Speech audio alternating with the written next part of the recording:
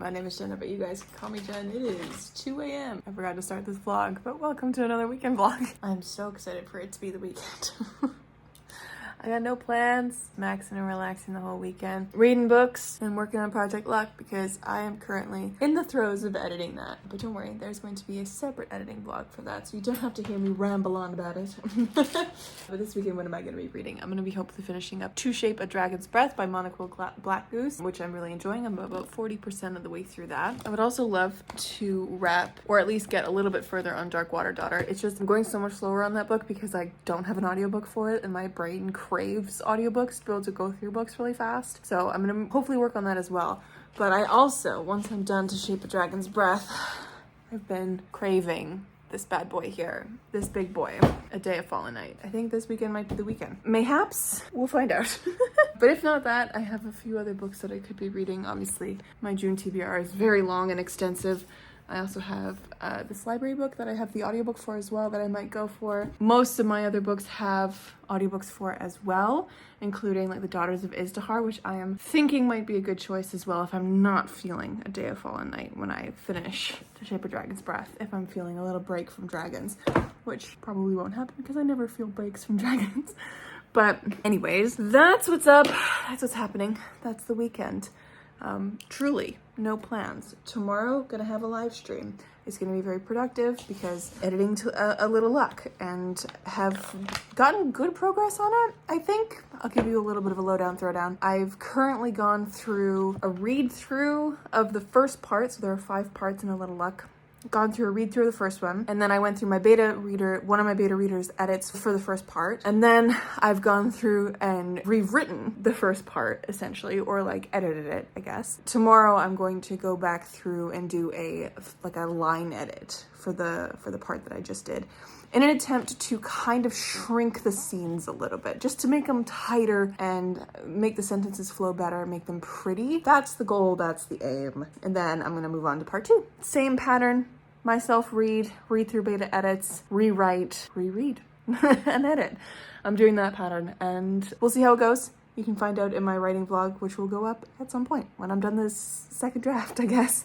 I guess this will count as like second and third draft because I'm doing so many different edits. This project is definitely proof that the like first draft, second draft, third draft thing that I had going on for the first book for A Second Story, definitely not what's happening on this go round. It's just, the story is just happening. I don't know what draft I'm on. Draft 1.5, 1.75? 0.2, 2.3, I don't know. Arbitrary.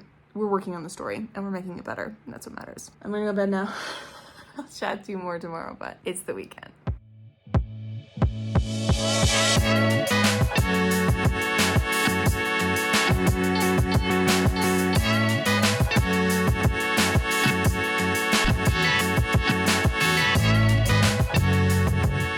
Hello, my lovely friends. Happy Saturday. I'm here.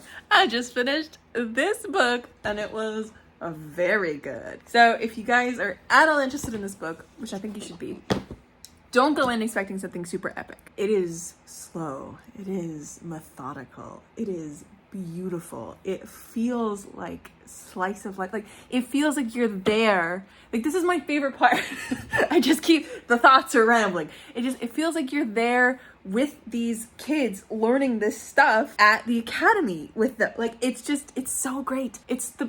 I'm sorry for mentioning this, but it feels like the parts of Harry Potter that I loved the most, where they were just sitting in Hogwarts learning. Like that's what this feels like. It feels like they're just going through their everyday. Then they would have like these things happen to them, like trigger warnings for incredible racism and attempted murder, and also just this absolute mistreatment of autistic people, because one of the characters in here is autistic and almost nonverbal, and the way that his mother treats him is garbage, and I want to scream every time I see her on page. Thankfully, everyone else thinks so as well, and Sander is wonderful. He is such a sweet being, and I want to protect him at all costs. And Anarchus is just, she's so good. She's just, oh my god, she's the kind of character that you want to see in a book like this, because she's coming from a world where, she's coming from her world, and that's just it. She's coming to a world where she knows nothing of the customs and has to learn them all. And those people know nothing of her people except for stereotypes and racist thoughts, you know? The fact that she comes in and she just says it as it is, like she does follow comportment and she isn't like vulgar or vile or anything. Like she does learn to try and fit in and stuff, but she's also like super strong in her opinions and will fight for what she believes in. And she's wonderful to read. I liked this. And the dragons, my guys, the dragons.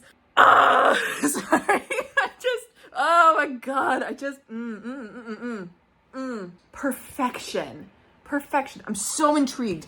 This is going to be the start of such a huge story. I am so ready. Like it feels like we only got the beginning of the story here. Like there's not a lot of action in here. There's not like a big event. It's just Anarchus going to school and learning like for her first year at this academy and learning some stuff and becoming better and discovering some things about the knowledge that she is trying to learn in some aspects, and then also what her people have not been allowed to learn, essentially, because all the dragons on Mascaput, or how do you say that? Masca? It's said so fast in the audiobook. I want to get it right. And we love to see it. There's a pronunciation guide right at the beginning. 10 out of 10. Masquapog. There it is. On Masquapog, her island, there's no dragons, and there hasn't been for 200 years. So they don't have any of the teachings and the lore that she would need, which is why she goes to the academy in the first place, because she's like, listen, I can't get this knowledge here. I can't get important knowledge here to help with my dragon or anything. So I got to go to the academy to learn. Simple as that. So she does. And then when she comes back, there's this absolutely beautiful scene where she goes back home because her father comes and gets her for one of their celebrations. That's when she puts together a couple things about what she's been learning, and she does this big demonstration on the beach where she's like talking to the elders and she's trying to formulate it, and her grandma basically looks at her and goes like, you're gonna teach us to dance with dragons again. And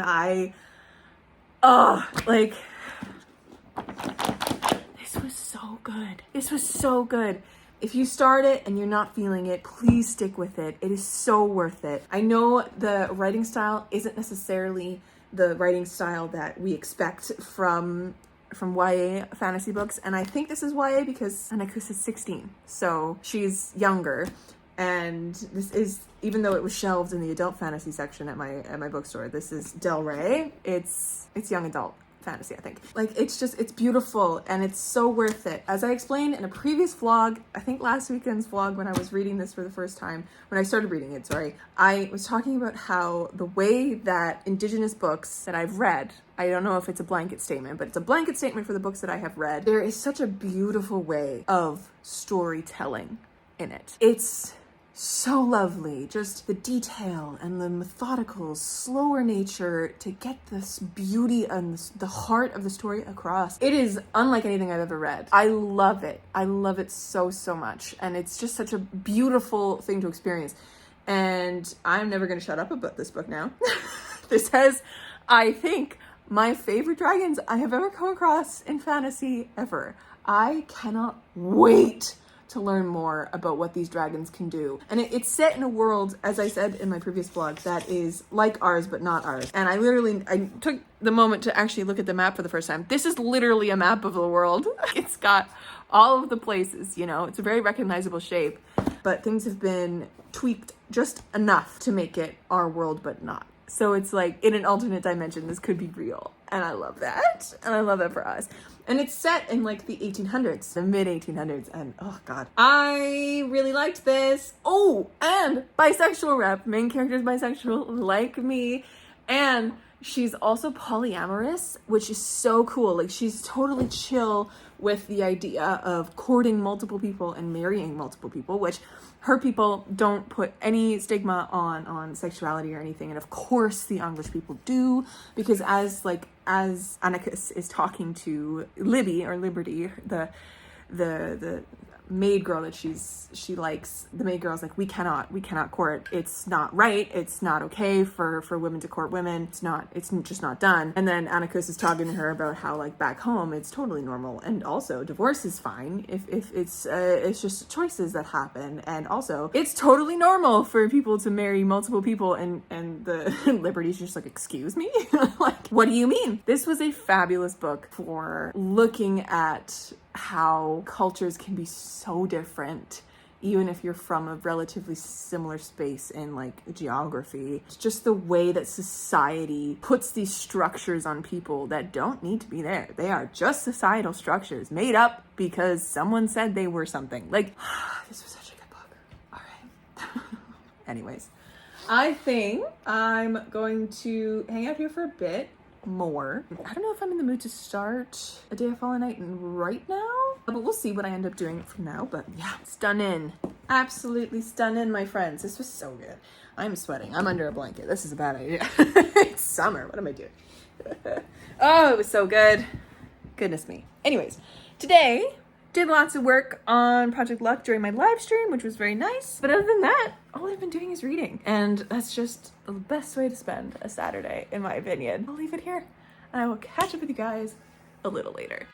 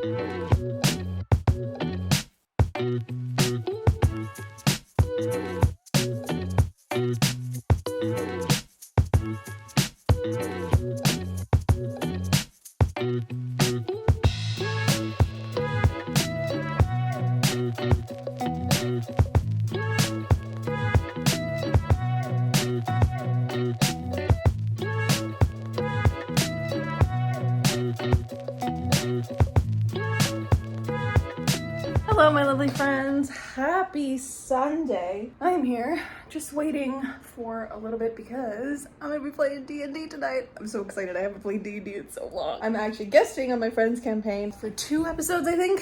So excited to finally be playing D&D again as a character too, because it's been so long. That's what I'm gonna be doing for my evening. It's been a pretty chill day. I ended up, I don't think I told you, but starting and finishing A Marvelous Light. Last night I started it and finished it today. And oh, I enjoyed this so much.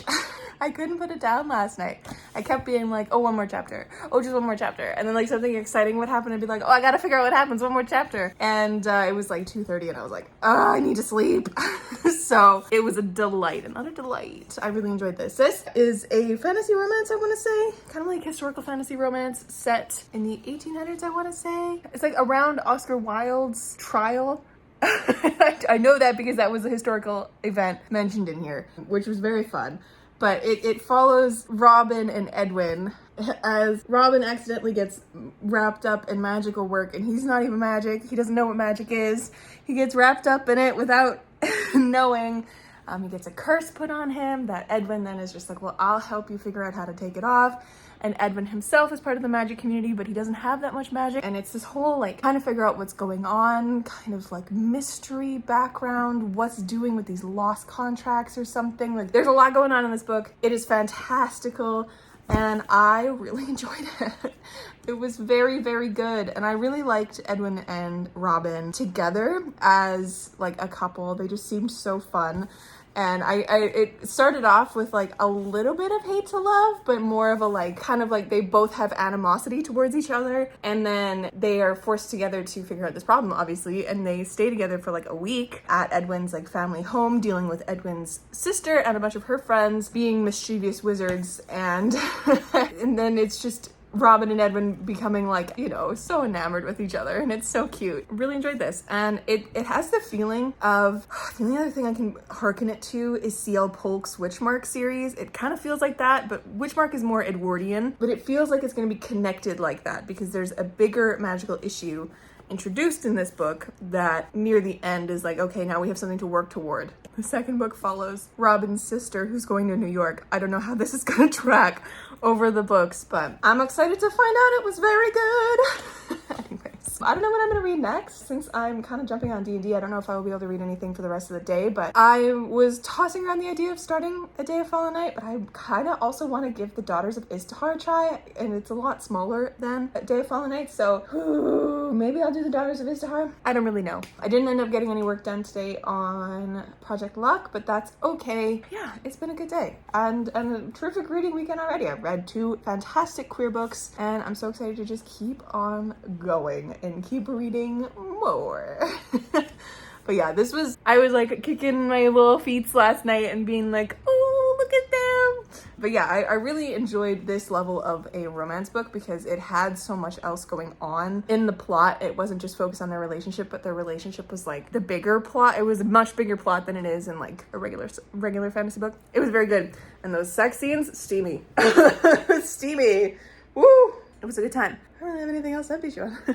I didn't end up going to Mom and Dad's for dinner like I usually do because Mom and Dad are still at the cottage. They decided to stay an extra day because it's their wedding anniversary today, so I assume they just decided to stay that extra day and come home tomorrow, which is fine. But yeah, I ended up going to the grocery store and getting groceries and making myself dinner, which I've just finished eating. Love that for me. That's the update. I'm gonna go sit over by my computer and keep reading about my character and what they can do, just so I'm like really caught up on things. I'm playing a cleric, which is a class that I've played before, except it's a subclass that I've not played before, which is the Tempest cleric. And I've also took 1 level in rogue. And I've never played a rogue before. I never have. Do I understand sneak attack? No, sir. But that is okay because as a cleric, and as a squishy cleric, I don't think I'm going to be up in the melee very often, but if there is a melee, but I took rogue basically because of my character's like background and the fact that she is an art thief, which, you know, in retrospect, when my friend originally asked me to be part of this campaign, I came up with Ellery, who's the character's name. Then I came up with the idea for A Little Luck, and now that I'm returning to the character, because my friend asked me at the beginning of the campaign, which was so long ago,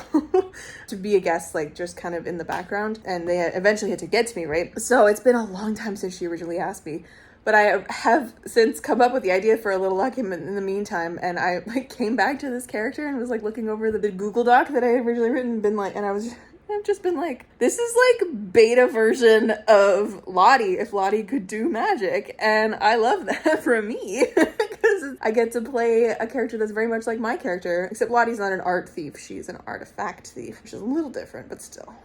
But that's why I took a level in rogue, so that I could have a couple of those roguish abilities that allow Ellery to be slippery and deceitful and, you know, all that good stuff. But yeah, I'm excited. I feel very fish out of water right now though, because like I don't know what's going on in their campaign. I don't know the vibes. I don't really know much of the lore. So I just asked my DM, my friend, like a few questions. I'm like, does Ellery know anything about the lore that's going on in this world? So we'll see if she answers me before the game, but very fun.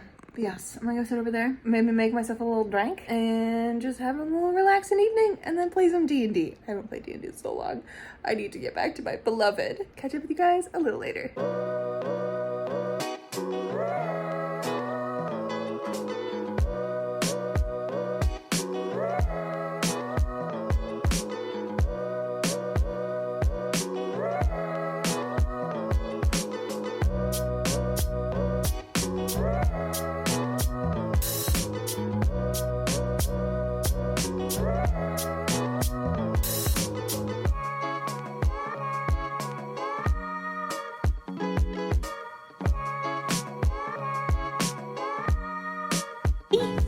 Are you my best girl? Yes. Oh, she says I am the best girl. Yes. Hello. Hey. Oh, you give it a squish. I had to give you a big squish. You're such a little girl. I gotta give you big squishes. Hey. You're so cute. Oh yeah. What are you doing? Being cute? Hello friends! Happy Monday! I am here popping in to officially close out this vlog. It's been a pretty good day, pretty solid. It's my first Monday that I am officially on summer break from teaching. So I actually got to do stuff tonight, which was nice. So I went over to mom and dad's for dinner because I didn't go yesterday. So amazing. And I got to see my lovely friend and cover artist Tessa. She's in town for a few days and her family lives out where my family does. So I was like, oh my God, I'm gonna be at dinner tonight. You should come over because she wanted me to sign a copy of her book. So it was really fun. My parents were like, oh, like, it's nice to meet you, da da da. And then I was like, yeah, this is my cover artist. And they're like, wait, it's you? And they got really excited. So that was fun. But yeah, that was my evening. What else? I mean, it was just work today. So nothing really to write home about. But anyways, friends, this weekend has been good. This weekend has been chill and relaxing. Got 2 books read and finished. And my guys, they were both 4.5 stars. They're both amazing, and I highly recommend both of these. They were so good. As I was describing this, if you're looking for that like school setting where you're actually sitting and learning with the kids and it's a little bit slower and you get to see some really beautiful culture and dragons, and it's just a really good time, read this one. And if you're looking for a fantasy romance that is queer, this is very gay. This is set in like a Victorian era time, as I said, around Oscar Wilde's trial, around the time of Oscar Wilde's trial. It has nothing to do with Oscar Wilde's trial. It's just mentioned in here as a historical event, and it's got magic and stakes and actually has more going on than just the romance in a fantastical world. Pick this one up. I really enjoyed it. What a good reading weekend. Today though, I started listening to the audiobook for Sorrowland, and I got like 40% of the way through and I DNF'd it. I don't know what it was, and I feel so bad because I really wanted to love that one. I wanted to really fall into it, but the writing just wasn't driving with me and I couldn't really find my way into the story, which is so sad.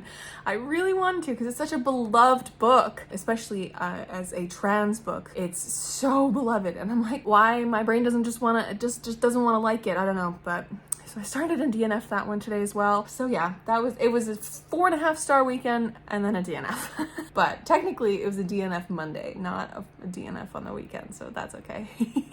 Anyways, yes. Other than that, last night I started briefly The Daughters of Istahar. I got like maybe 25 pages in, so I think I'm probably gonna have to restart those 25 pages because it was after D&D, which was also so fun. Really enjoyed being at that table. The table is just so lovely to play with, and I'm excited to be playing D&D again. But yeah, I started The Daughters of Istahar, which is currently over there. It's on my coffee table. It's too far for me to reach currently. Is it too far for me to reach, or am I just lazy? That's the question. I'll get it. Oh, it's just on my reach. Okay, good thing I have long fingers. The Daughters of Istahar. I'm gonna keep going with this one, but I'm literally 25 pages in and I was half asleep when I was reading it, so I don't have any thoughts. I'm probably gonna have to relook at them again and start this over and get a good chunk of the way through. But tonight, for the rest of the night, I'm going to be editing this vlog and putting it up for you guys, and then working on A Little Luck because I didn't work on it yesterday at all. So need to get back on that game. Need to get back on my editing game and get that one ready to go. Anyways, my friends, thank you so much for hanging out with me this weekend. It's been lovely, and I'll catch you in another one very soon. Stay kind and keep on reading.